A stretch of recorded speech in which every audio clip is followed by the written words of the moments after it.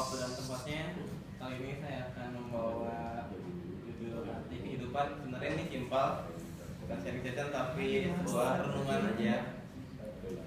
Baik, sebelum ke sini sebenarnya saya terinspirasi dari teman saya. Teman saya tuh umur 34, bulan lalu meninggal di usia 34 karena hipertensi dan keracunan ginjal. Jadi dari itu saya ambil tema ini agar kita lebih aware, kita lebih mensyukuri empati kehidupan. Ya, lanjut. Pakai box. Saya ambil udah jalan ini. Sebelumnya. Balikin lagi. Saya ambil kehidupan ini dari dua kasus, dari Wikipedia dan dari Al-Surat. Dari Wikipedia itu kehidupan itu sebenarnya istilah tegas masih merupakan tentang bagi para ilmuwan adalah hal yang sulit karena hidup adalah sebuah proses, bukan substansi murni.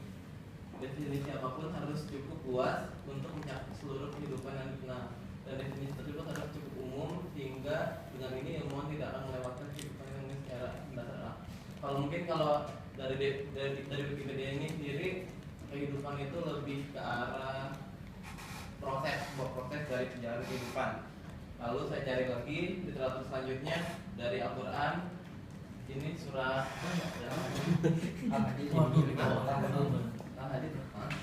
sesungguhnya kehidupan dunia hanyalah permainan dan senda gurau dan perhiasan yang saling berbangga di antara kamu setelah berlomba dalam kekayaan dan anak keturunan, seperti hujan dan tanaman-tanaman mengagumkan para petani, kemudian tanaman itu menjadi kering dan kamu lihat warna kuning kemudian menjadi hijau, dan di akhirat nanti ada azab yang keras dan ampunan dari Allah serta ridhonya, dan kehidupan ini dunia tidak akan hanyalah kesenangan yang palsu. Kalau dalam Al-Quran, sebuah kehidupan itu sebuah memiliki sebuah tujuan. Tujuannya itu apa? Kita lanjut dulu. Lanjut Kak. Lanjut lagi nih? Ya. Siap. Cepat. Nah, ini peta kehidupan kita dulu. Pertama kita ada di alam roh. Alam roh itu sebelum kita lahir di bumi ini, Allah bertanya kepada roh, apakah kamu menyadari bahwa diriku ini adalah Tuhan? Mereka jawab benar, bahwa kami menyaksikan. Oke, lanjut ke alam rahim. Nah, alam rahim ini sebenarnya Sandi lebih tahu nih, kan ya? Alam rahim. Sandi punya rahim. Sandi lebih tahu nih. Lalu kita masuk ke alam dunia, di mana kita sekarang berada. Lalu proses menuju tujuan adalah kematian, alam barzakh dan alam mahsyar. Jadi sebenarnya tujuan kita itu adalah alam barzakh dan alam mahsyar. Alam barzakh itu kuburan, alam mahsyar itu akhirat, seperti ada surga, ada neraka. Jadi akhirnya sebenarnya kita mau kemana? Kita mau ke surga atau neraka, itu adalah tujuan kita. Seperti lagu Krisya. Pasti nggak ngerti ya. Lagu Krisya. Proses peta kehidupan seperti ini. Lagi lanjut. Bos. Ya, penyegaran ini semua sebuah cuma cerita doang. Jadi saya akan bercerita sedikit contoh. Lanjut. Oh saya. Aduh maaf.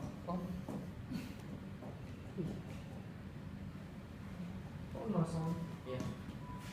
Jadi saya training bercerita. kasih background dulu buat dia cerita. Tisu. Jadi ada seorang kaya raya. Beliau memiliki segalanya apapun. Lalu ada seorang pemuda yang mencari pekerjaan. Seorang pemuda itu bertanya ke kaya raya, saya ingin bekerja terhadap Anda. Oke, saya memiliki sebuah kerjaan, yaitu mengambil harta yang terdapat di dalam dasar laut yang sangat dalam. Oke, si pemuda itu mengiyakan dan melanjutkan untuk melakukan pekerjaan tersebut.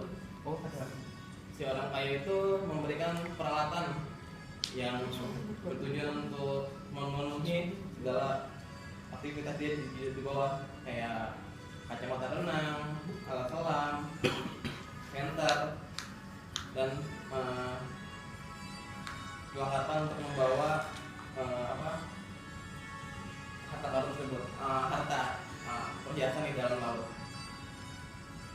Nah, ketika si anak muda itu turun ke dalam laut, di tengah laut dia melihat pemandangan yang sangat indah.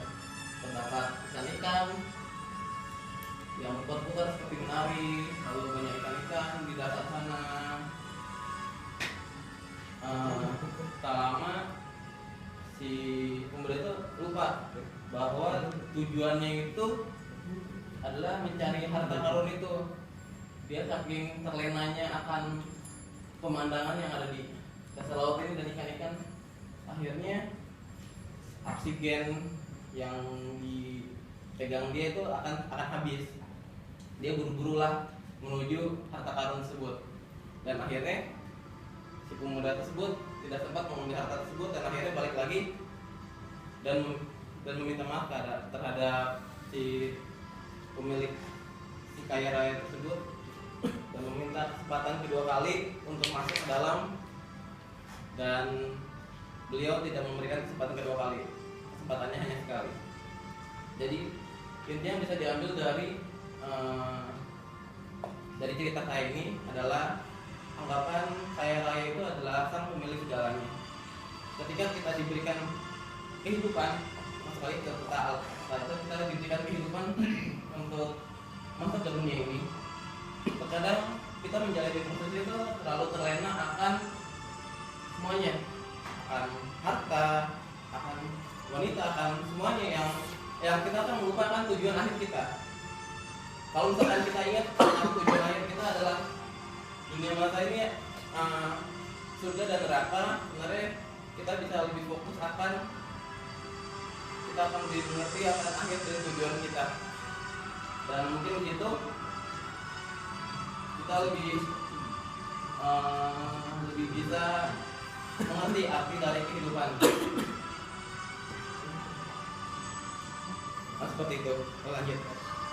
Oh, udah beres? Ya. Oh, Cepetan. Nah, langsung ke terakhir. Sebenarnya sesungguhnya Allah itu tidak melihat kepada rupa dan harta kalian, tapi Allah melihat kepada hati dan amalan kalian. Nah, intinya terima kasih waktu dan tempatnya. Mohon maaf kalau ada kesalahan. Selamat pagi.